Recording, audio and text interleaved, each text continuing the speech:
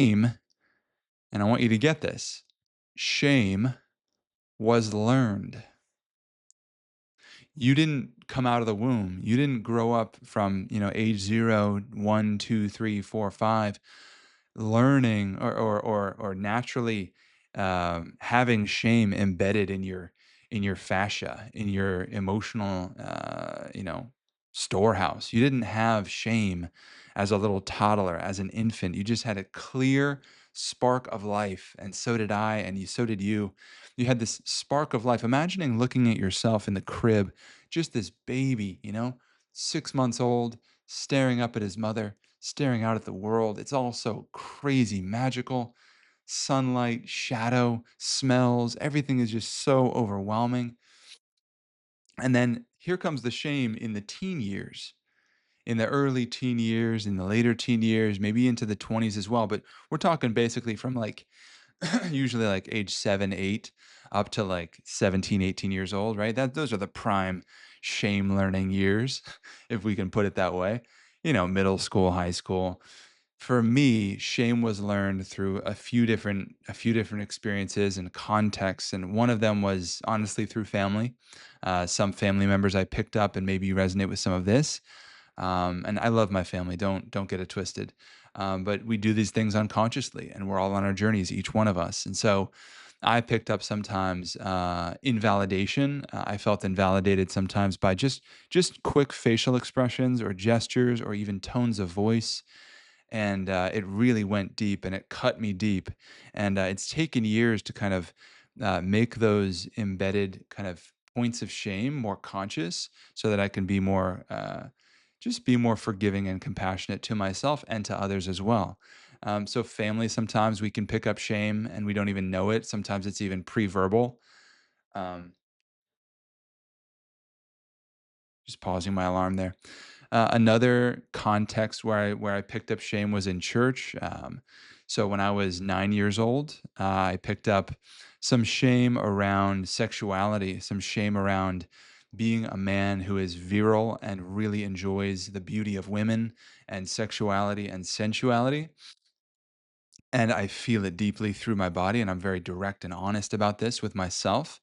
And through the religious paradigm, shame can very easily get distorted and twisted. And basically, I was noticing how the monks and the nuns, the people who become celibate, they don't have they take a vow of celibacy or chastity, where they don't have sex anymore, they don't get married or anything. Like no self pleasure, no nothing, just like for the kingdom of God. And they wear the black robes, right? Very Orthodox Christian.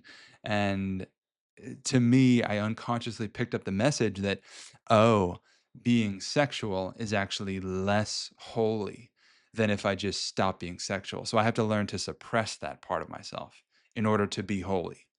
So you can see how that could easily get distorted. And I'm sure I'm not the only one. There's millions of people who have been through that kind of stuff, where the belief around sexuality can really cause a split. So also, I was bullied a lot in locker rooms. I remember, not a lot, but dude, I've always been pretty good looking and tall and very athletic. I played quarterback. I played ice hockey. I was MVP of pretty much every sport, like rowing. I played varsity at a good boarding school, the boarding school to Harvard when I was in high school. So I've always been very athletic, and that brought some jealousy from the other guys in the locker room in middle school, in high school.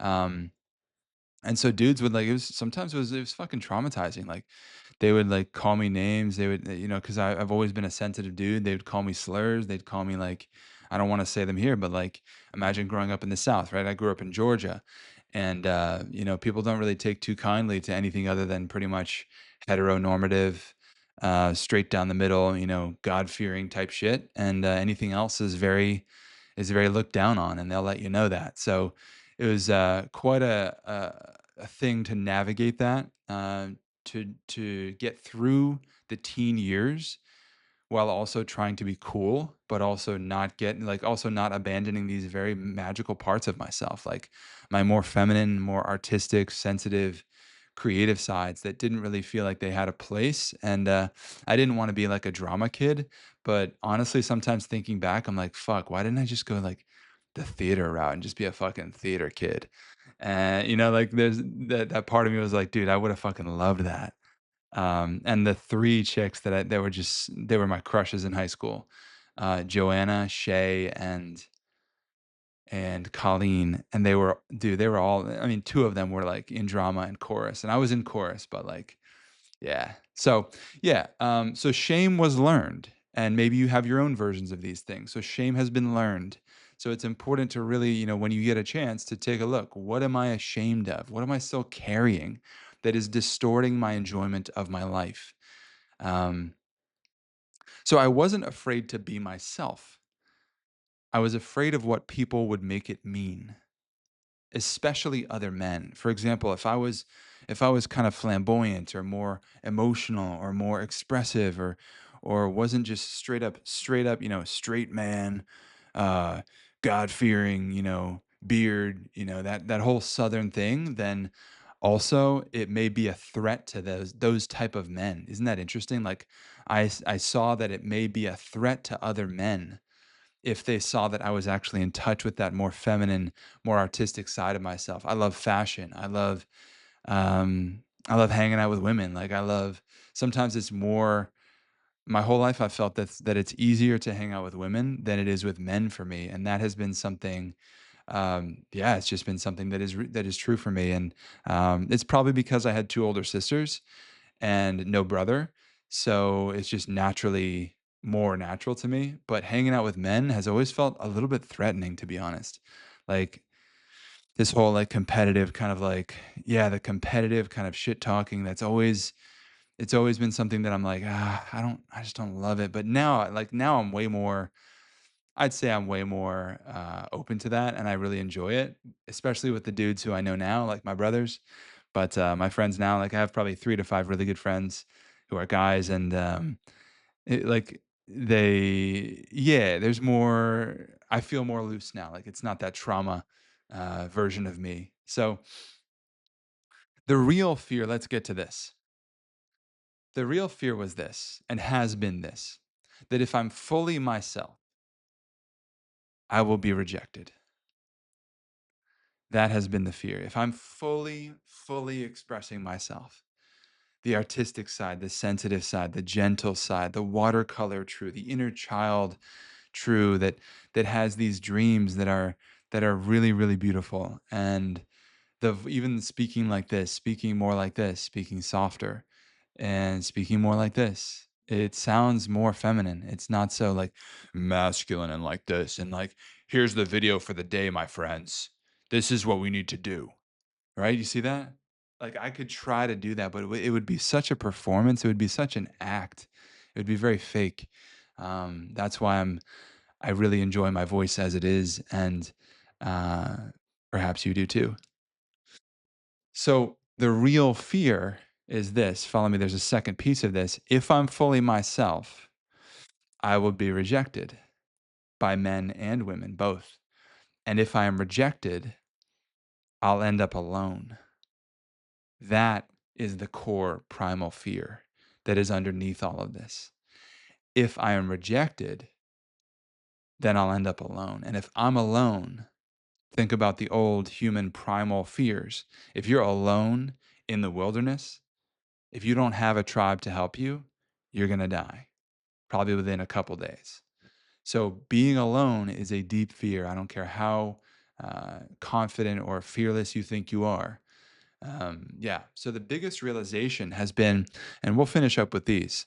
By the way, comment, subscribe, let me know what you think about this because I think this is not a topic that is actually very uncommon for a lot of you if you're watching this.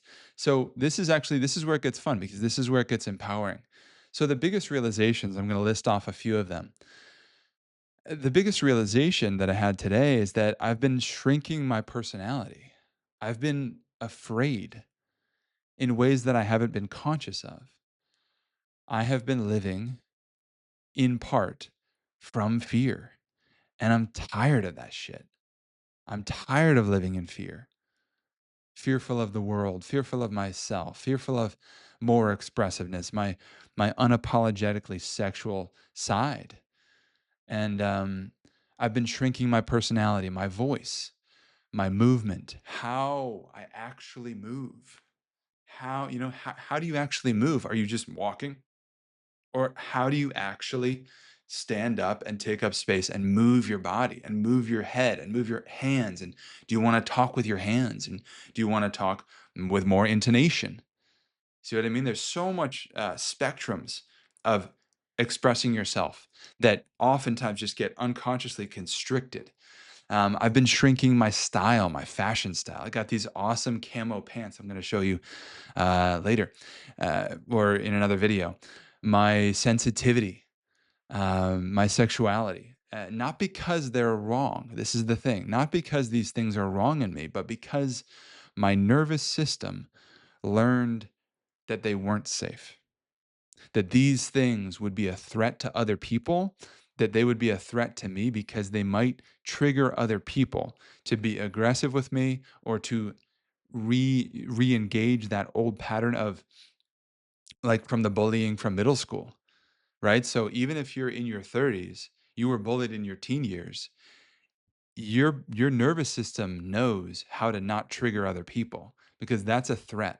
So if I think that me expressing more unapologetically all of me, my personality and my fun, just like having fun being alive, that is going to trigger other men, maybe they would be aggressive to me, maybe they would call me a name, or it would repel women, the women that I'm attracted to.